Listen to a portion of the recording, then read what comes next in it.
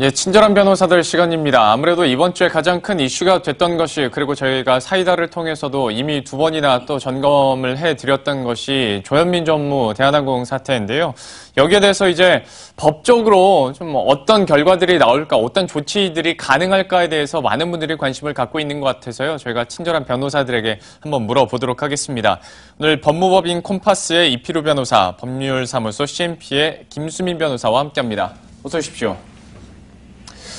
저희가 이번 논란에 대해서는 참 여러 번 다루기도 했었기 때문에 변호사님께서 현재 쟁점이 되고 있는 게 어떤 것들이 있는지만 좀 간단히 먼저 짚어주시겠어요? 이 사건의 쟁점이 되는 부분은 실제로 조현민 전무가 처벌될 것이냐에 대한 부분이고, 예. 최근의 기사에 따르면 일부 피해자들이 물을 맞았다라는 진술을 하고 있고, 일부 피해자들은 유리병을 던진 것이 맞다라는 진술을 하고 있습니다. 이 부분에 대한 형법적으로 어떻게 처벌될 수 있을지 여부가 가장 큰 쟁점이 될 것 같고요. 예. 직원들에게 욕설을 한 부분에 대한 녹취 파일도 공개가 됐는데, 이 부분에 대한 형사책임 문제와 함께 결국은 주주들이 피해를 보기 때문에 이 주주들이나 직원들이 보는 피해에 대해서 어떻게 손해를 배상할 수 있는지 여부가 쟁점이 될 것 같습니다. 예. 그리고 또 한 가지가 이제 후속으로 계속 보도가 나오고 있는 것이 미국 시민권자이기 때문에 이제 국정항공사의 등기이사, 국내 항공사의 등기이사로 있는 게 맞냐라는 건데요. 이 부분도 잠시 후에 한번 알아보도록 하겠고요.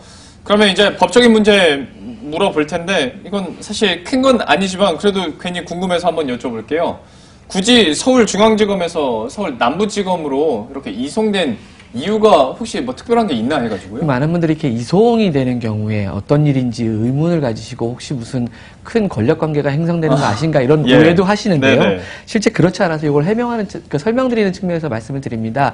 이 사건은 시민단체가 중앙지검에 고발을 한 사건이고요. 고발이라는 것은 뭐냐면 피해자 아닌 자가 가해자를 처벌해달라는 의사표시를 하는 행위이고요. 피해자가 하는 건 고소입니다. 근데 중앙지검에 고발이 됐는데, 기본적으로 형사사건은 범죄지 또는 가해자의 주소지에서 수사를 하는 게 원칙입니다. 예. 재판도 그곳에서 하는 거고요. 네. 그렇기 때문에 이 사건이 벌어진 것이 대한항공 본사의 회의실이고, 본사가 강서구에 있고, 이것의 수사관할이 강서경찰서와 남부지검에 있습니다. 예. 그래서 수사관할, 특별히 중앙지검에서 수사를 해야 하지 아니하는 한, 예. 이것을 수사관할지로 보내는 것은 우리 형사소송법에 따른 절차입니다. 그냥 관할직으로 가는 거죠. 예, 그렇습니다. 자연스럽게. 예, 알겠습니다.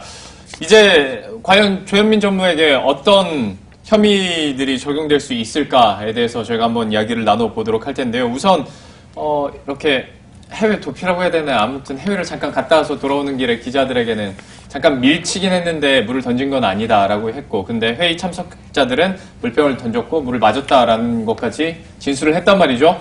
과연 이 경우의 수들을 따져봤을 때 어떤 혐의가 현재 가능합니까? 지금 나온 그 주장에 따른 것만 판단한다면, 예. 일단 기본적으로 유리병을 던지는 행위, 네. 그것이 상대방을 향해서 던졌을 때는 특수폭행에 해당합니다. 맞지 않았다 하더라도 아하. 위험한 물건을 휴대해서 상대방에게 유형력을 행사한 것이기 때문에 예. 특수폭행에 해당됩니다. 네. 그리고 물만 뿌린 경우라 하더라도 기본적으로 폭행죄에 해당됩니다. 예. 그럼 물을 뿌리지도 않았고 그냥 유리컵을 바닥에 내려치기만 했다. 네. 상대방이 아니라 이 경우에는 무혐의가 되는 것인데요. 네.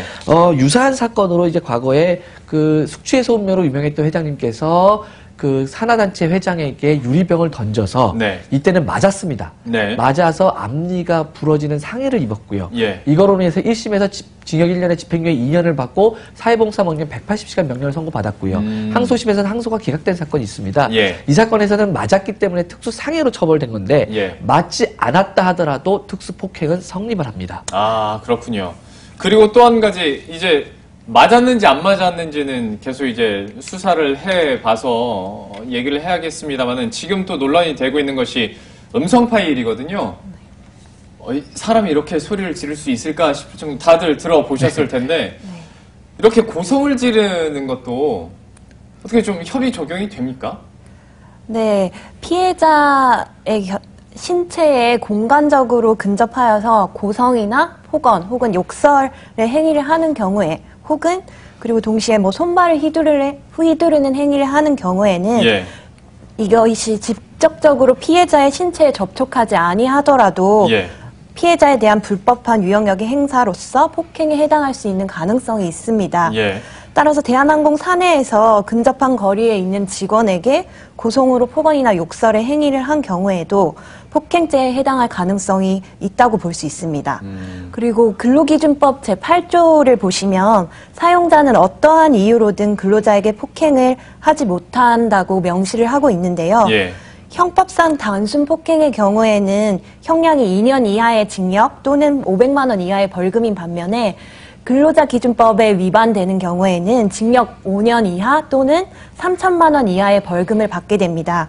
따라서 이 경우에는 조현민 전무가 폭행에 해당이 되어서 만약에 근로기준법 위반에 해당되는 경우에는 더 강하게 처벌받을 수 있게 됩니다. 언어폭력이라고 저희가 표현하는 게 괜히 그렇게 말하는 게 아니었군요. 그러니까 상대방이 위협을 받게 된다면 신체적인 접촉이 없더라도 폭언으로도 혐의를 인정받을 수 있다라고 얘기를 해주신 건데, 우리 드라마나 뭐 코미디 픽션이긴 합니다만 막 직장 상사가 열받아가지고 막 이제 직원이 결제해달라고 하면 뭐 이따구로 했어 하면서 막 집어 던지고 막 얼굴에다가 서류 뭉치 집어 던지고 막 지금 나오잖아요. 저런 거.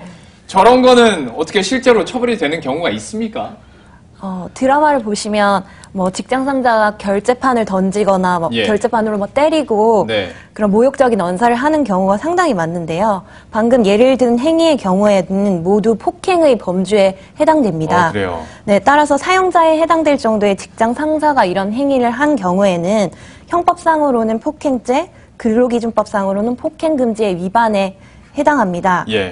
그러나 사실 우리나라의 근로관계에서 직장 상사 행위를 형사적으로 고소를 하는 것 자체가 사실 어려운 상황인데요. 그렇죠. 네, 회사를 사실 그만둘 각오를 거의 하거나 실제로 폭행이 있었다는 사실을 입증하기 위해서 CCTV나 동영상 그리고 녹음 파일 등의 증거가 존재를 해야 하고 혹은 주변의 증언 등이 필요하게 됩니다. 이런 경우 이를 수집하는 것이 매우 어렵기 때문에 사실상 이 상사를 직접적으로 처벌을 하는 것 자체는 현실로는 좀 힘든 부분이 아닌가 싶습니다. 저희 회사에는 절대로 이런 사람이 없긴 한데 생각나는 사람은 있습니다만은 좀 얘기가 딴 데로 흐를 것 같아서 이 사안은 그러면 이 정도로 마무리를 짓고, 제가 앞서서 말씀드렸던 것 중에 하나가 미국 시민권자인데 이제 지네어죠. 등기이사로 재직을 했었던 기록이 있단 말이죠. 이게 과연 적법한 것이냐에 대해서는 좀 법적으로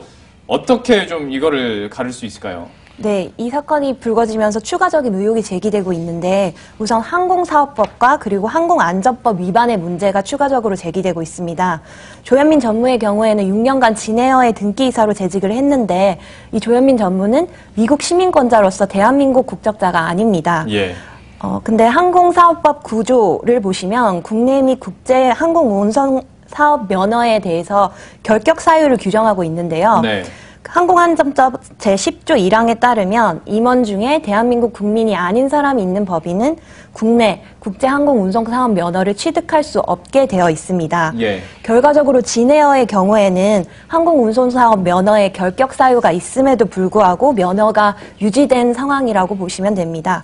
국토교통부에서는 이에 대해서 그 당시에는 이를 조사하는 규정이 없었기 때문에 이를 처벌하기가 어려웠고 그리고 소급해서 면허를 취소할 수는 없었다는 입장이지만 사실 국내 항공사가 몇 개 되지 않고 이를 확인하기 게 쉽지 않다는 게 사실상 타당한지는 의문입니다. 그러게요. 그러다 보니까 계속 의혹들이 꼬리에 꼬리를 물고 있는 상황인데, 결국 참 안타까운 것은 이런 오너 리스크 그리고 3세 경영자들의 일탈 행위가 자꾸 법적인 도마 위에 오른다는 거 아니겠습니까? 이것도 좀 사회적으로 큰 문제가 되고 있는데요. 예, 그렇습니다. 결과적으로 이제 오너 리스크가 발생해서 피해를 보는 것은 이제 직원들과 주주들입니다. 최근 사실 대한항공의 주가가 진에어 주가가 이제 하락장을 명치 못하고 있는데 이 부분에 대해서 과연 이러한 주주나 직원들이 발생한 손해에 대해서 배상을 받을 수 있느냐. 또 하나 슬픈 얘기지만 대한항공에 관련된 오너 리스크가 처음이 아니다 보니까 과거에 비해서 그렇게 오너 리스크가 또 크게 발생하지는 않고 있어서 이 부분도 매우 슬픈 면입니다. 하지만 외국의 경우에는 이 경우에 주주가 손해배상을 청구해서 승소할 수 있는데 우리는 그런 것이 없기 때문에 조금은 안타까운 측면이 있습니다. 참 이 부분도 안타깝고 어느 정도 사회에서 면역이 된 듯한 안타까운 상황도 있는 것 같습니다. 지금까지 CMP 법률사무소의 김수민 변호사, 법무법인 콤파스의 이피루 변호사와 함께했습니다. 오늘 말씀 고맙습니다.